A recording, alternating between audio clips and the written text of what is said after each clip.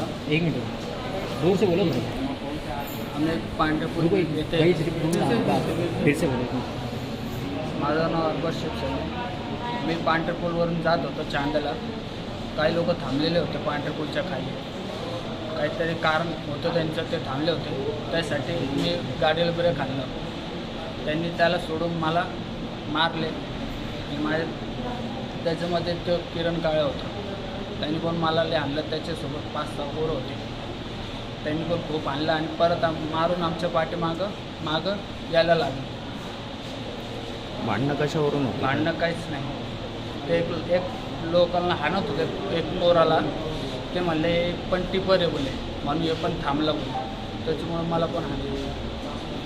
काय बोलून आणलं म्हणजे? हां, मागणी एवढीच त्यांच्यावर कारवाई व्हायला.